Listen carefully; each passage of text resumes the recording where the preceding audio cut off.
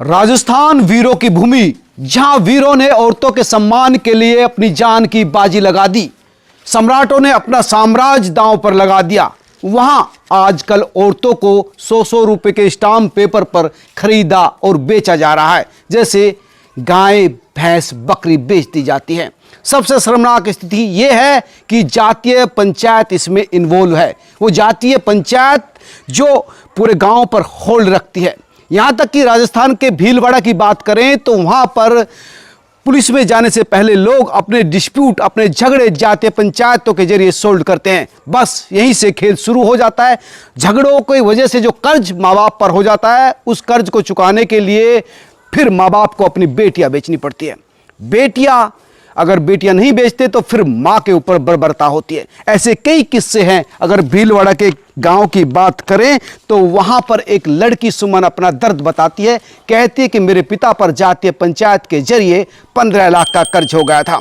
पहले मेरी बुआ को बेच दिया गया, उसके बाद मेरी 3 बड़ी बहनों को बेच दिया गया और अब चौथी बहन मैं। लेकिन अभी तक मेरे बाप का कर्ज नहीं उतरा है। लगातार 5 लोग नरकीय जिंदगी जी रहे हैं, लेकिन बाप अभी भी कर्जदार है। इसी तरह से 12 साल की एक और लड़की राधा अपना दर्द बताती है। कहती है कि मैं 12 साल की उम्र में ही कर्ज की शिकार हुए मेरे बाप की कर्ज उतारने का जरिया बन गई थी, लेकिन लगातार मैं कई जगह पर बेचती गई। पहले जयपुर, उसके बाद दिल्ली, लेकिन बाप अभी भी कर्जदार है। 18 साल होते हुए 3 बार बेच दी गई, 4 बार गर्भवती हुई, 4 बार एबॉर्शन हुए, लेकिन बाप के सर पर अभी भी कर्ज का बोझ है। सिर्फ भीलवाड़ा नहीं, लगभग आधा दर्जन जिले राजस्थान के ऐसे हैं जहां जातीय पंचायत इस तरह से 100-100 रुपए के स्टाम्प पेपर पर वकीलों के जरिए ये अवैध गोरख धंधा चला रहे हैं। लड़कियों को खरीदा और बेचा जा रहा है। सिर्फ राजस्थान की लड़की नहीं है, बल्कि बिहार की भी लड़की इसी तरह से लाई जा रही है।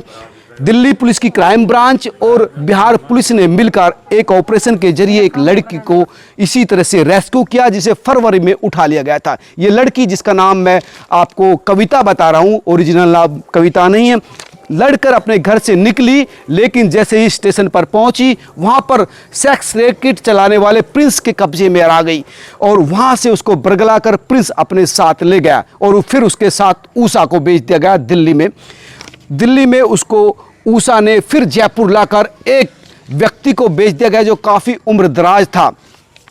उस व्यक्ति की उम्र कागजों में कम कराकर इस लड़की की शादी कर दी गई और फिर इस पर जो अत्याचार का दौर शुरू हुआ। वो लड़की कहती है कि मैं ही बता सकती हूँ कि मेरे साथ क्या नहीं बीता।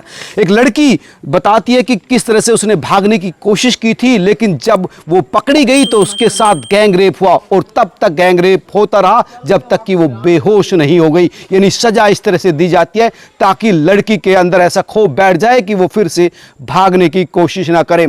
इस रेस्क्यू ऑपरेशन के जरिए लड़की का, जिसका नाम मैं बता रहा हूं कविता, इसको रेस्क्यू किया गया है। प्रिंस इसमें पकड़ लिया गया, लेकिन जिस दलाल के थ्रू प्रिंस और ऊषा ने इस लड़की को बेचा था उसका नाम गोपाल था। गोपाल का जयपुर में एक बड़ा रैकेट है और वो अभी भी फरार है। प्रिंस के ही फोन से सैकड़ों लड़कियों के नंबर बरामद हुए हैं। आप समझ सकते हैं कि कितना बड़ा ह्यूमन ट्रैफिकिंग का धंधा इस वक्त राजस्थान में चल रहा है, बिहार में चल रहा है। सैकड़ों नाबालिग बच्चियों को इस तरह से नरकीय जिंदगी जीने पर बेबस किया जा रहा है। कैसे हालात बन गए हैं। जातीय पंचायतों से जुड़े लोगों की बात करें तो गांव में बड़ी बड़ी बिल्डिंग्स इनकी है, बड़े बड़े रुतबे इनके हैं और इसी रुतबे की वजह से, बिल्डिंग्स की वजह से आम लोग, गरीब लोग इनके सामने मुंह नहीं खोलते। पुलिस और प्रशासन तक इनकी बात नहीं पहुंच पाती, लेकिन इनका धंधा जोरों शोरों पर चल रहा है। दोस्तों, एक कोशिश थी आपके सामने वो सच्चाई बताने की कि मानवीय समाज में, हमारे सभ्य समाज में किस तरह से हमारी ही बहू, बेटियां, बच्चियां नरकीय जिंदगी जीने पर बेबस है। हालांकि कई की शिकायत हो जाती है तो उनको रेस्क्यू करा लिया जाता है, लेकिन बड़ी संख्या में अभी भी ऐसी लड़कियां हैं। अगर भीलवाड़ा की बात करें और कई जिलों की बात करें तो गांव में लोग कहते हैं कि बच्चियां दिखनी मुश्किल हो गई है, बेटियां